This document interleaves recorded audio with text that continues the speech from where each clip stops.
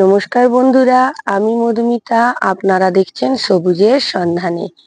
বন্ধুরা, এই সময় আমের সিজন চলছে। প্রতি বাড়িতেই কিন্তু ঝুড়ি ঝুড়ি আম, ব্যাগ ব্যাগ আম আসছে।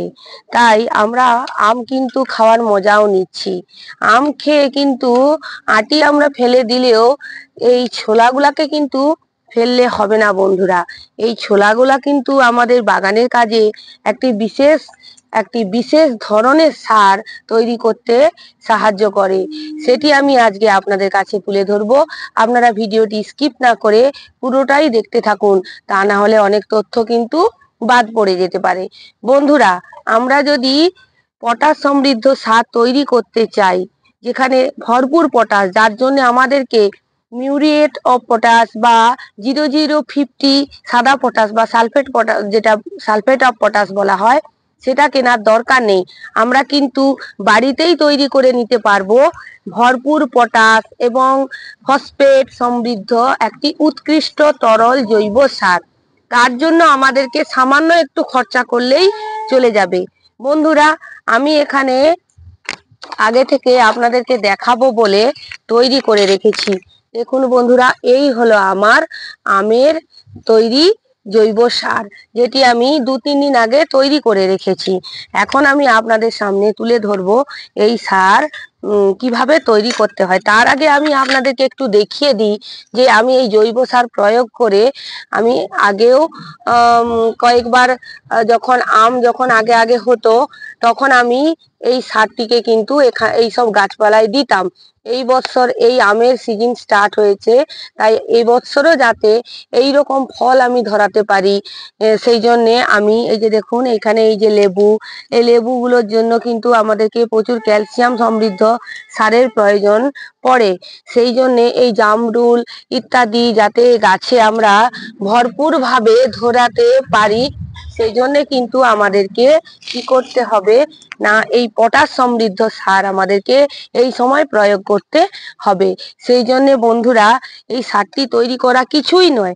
আপনারা আম খাওয়ার পর ছোলাগুলোকে এই 1 লিটার যে প্লাস্টিকের বটল হয়, তার মধ্যে 1 লিটার জল নেবেন, তার মধ্যে এই ছোলাগুলোকে দিয়ে দেবেন।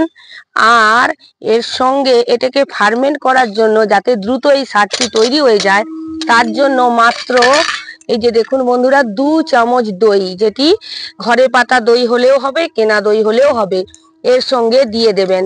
এতে আছে ভরপুর পটাশ এবং ক্যালসিয়ামের সোর্স, এছাড়াও অন্যান্য মলিকিউল এর মধ্যে রয়েছে।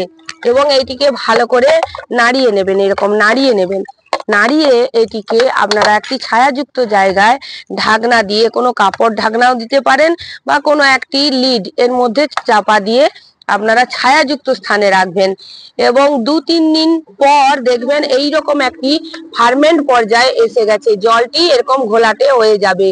তখন আপনারা এই সারটিকে ছেঁকে নিয়ে এটিকে স্টোর করেও রাখতে পারেন, অথবা আপনার যদি অনেক গাছ থাকে, যেখানে আপনাদের এরকম এরকম সুন্দর সুন্দর মৌসুম্বি লেবু, পাতি লেবু ধরেছে, তাতে আপনারা 1:10 রেশিওতে দেবেন।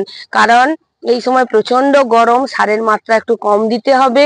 তাই আপনারা পটাশ সার বেশি দিলে গাছ কিন্তু জ্বলে পুড়ে যাবে। সেই জন্য আপনাদেরকে কি করতে হবে, 1 গ্লাস যদি আমরা এই সার নিই, 10 গ্লাস নর্মাল জল নিয়ে আমরা সেই তরল দ্রবণ তৈরি করব, করে আমরা কি করব, প্রত্যেকটি গাছে আমরা দিয়ে দেব।